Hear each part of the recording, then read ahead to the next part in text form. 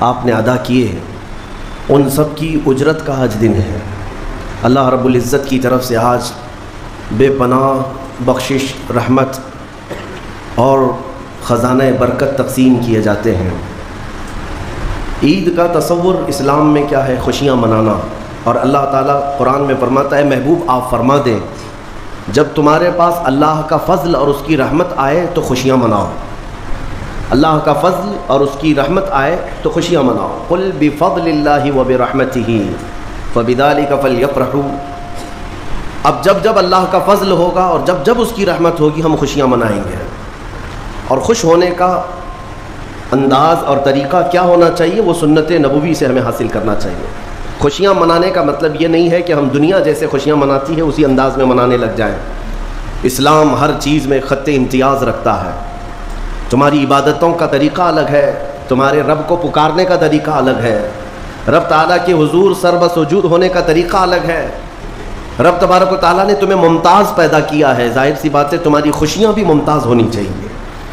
پوری کائنات میں لوگ اگر خوشیوں میں ڈوب کر شراب نوشی کرتے ہیں تو یہ خوشیاں نہیں ہیں۔ اگر آج کی رات یا آج کا دن لوگ یہ سمجھتے ہیں کہ خوشیوں کا مطلب ہے کہ خوب انٹرٹینمنٹ کیا جائے، نفس جو چاہتا ہے وہ سب کر لیا جائے، تو اسلام اسے خوشیاں نہیں کہتا۔ میرے عزیزو، میں یقین کے ساتھ کہتا ہوں کہ اسلام میں جو بھی عید آئی ہے، جو بھی عید ہے، آپ اس کا تجزیہ کر کے دیکھیں۔ آپ کو کھلے میدانوں میں سڑکوں پر چھوڑ نہیں دیا جاتا کہ دن بھر جو کرنا ہے کرو، نہیں، بلکہ خوشیاں منانے کا طریقہ یہ بتایا گیا ہے کہ سب سے پہلے اٹھنے کے بعد وضو، غسل، عطر، خوشبو کے ساتھ پہلے بارگاہ رب العزت میں آؤ اور سجدہ کرو۔ یہ خوشیاں منانے کا سب سے پہلا طریقہ یہ ہے کہ مسلمان جب سب سے زیادہ خوش ہوتا ہے تو سجدہ کرتا ہے۔ تو سجدہ کرنے کے لیے آج عیدگاہوں میں، مسجدوں میں جو لوگوں کی آج قطاریں ہیں، صفیں لگی ہیں، میرے عزیزو، یہ اسلام کا خوشی منانے کا طریقہ ہے۔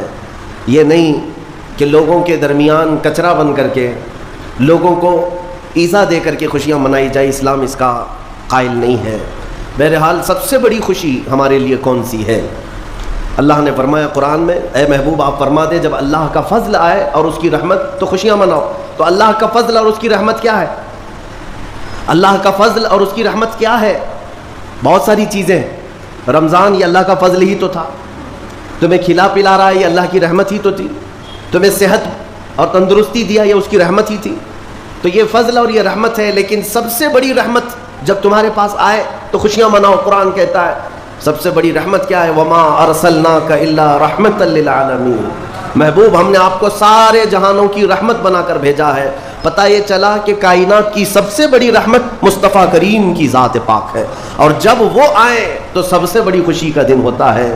اسی لیے کہا ہے کہ دونوں عیدوں سے افضل ہے عید میلاد رسول، چاہے عید الفطر ہو یا بقرعید ہو، عید الاضحیٰ ہو، یہ دونوں عیدوں سے افضل ہے عید میلاد رسول۔ اس کی وجہ یہ ہے کہ ہمیں نہ عید الفطر معلوم ہوتی نہ عید الاضحیٰ معلوم ہوتی، یہ سب معلوم ہوئی ہیں اگر تو آمنہ کے لال کے صدقے میں معلوم ہے۔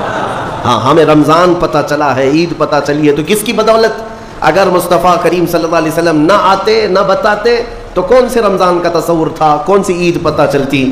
اسی لیے حاصل کلام تو یہ ہے میرے عزیزو، وہ جو نہ تھے تو کچھ نہ تھا، وہ جو نہ ہو تو کچھ نہ ہو، جان ہے وہ جہان کی اور جان ہے تو جہان ہے۔ آج عید اگر منانا بھی ہے تو میں یہ ضرور کہوں گا کہ آج عید پڑھنے کے بعد، نماز پڑھنے کے بعد سب سے پہلا کام جو آپ کرتے ہیں وہ کیا ہے؟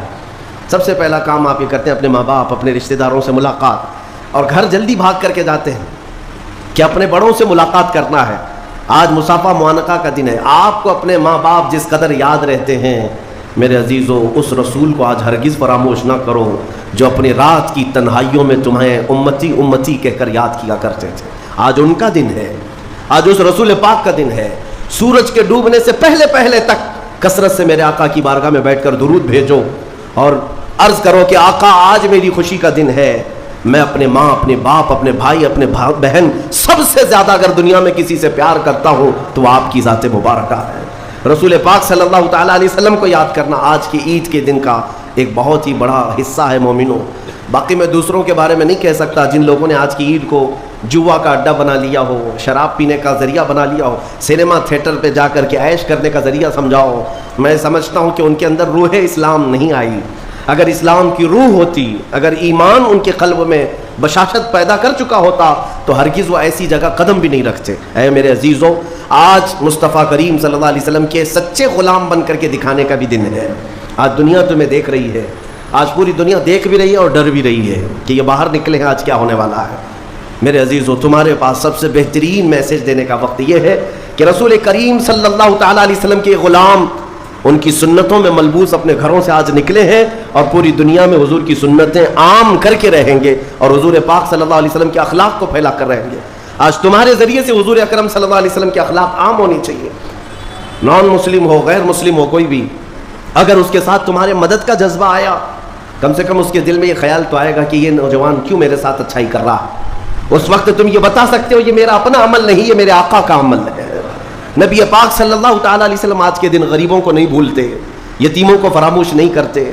حضور پاک صلی اللہ تعالیٰ علیہ وسلم آج ان یتیموں، بیواؤں، سب کے گھروں کا خیال تک رکھتے تھے۔ عزیزان گرامی وقار، آج عید کے ان لمحات میں یقیناً رمضان المبارک گزر جانے کے بعد خوشیوں کا دن ضرور ہوتا ہے، لیکن ساتھ ہی آج ہمیں قلق بھی ہے، غم بھی ہے ہمارے ان بھائیوں کا جو آج عید منانے کے لیے یا تو ہمارے ساتھ نہیں ہیں، ناحق جیلوں میں بند ہیں، کچھ بے قصور قیدی ہیں، اور بہت سارے وہ لوگ ہیں جن کے ہاں اسباب کی کمی ہے اور کوئی عید نہیں ہے ان کے ہاں۔ وہ فلسطین کا علاقہ ہو کہ شام ہو کہ یمن ہو کہ عراق ہو، ان کے ہاں کوئی عید نہیں۔ وہ کھلے میدانوں میں آج بھی ایک ایک روٹی اور بوٹی کے لیے ترس رہے ہوں گے۔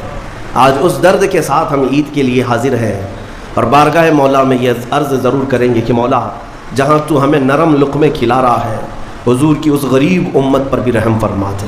ایک میرا ہی رحمت میں دعویٰ نہیں، شاہ کی ساری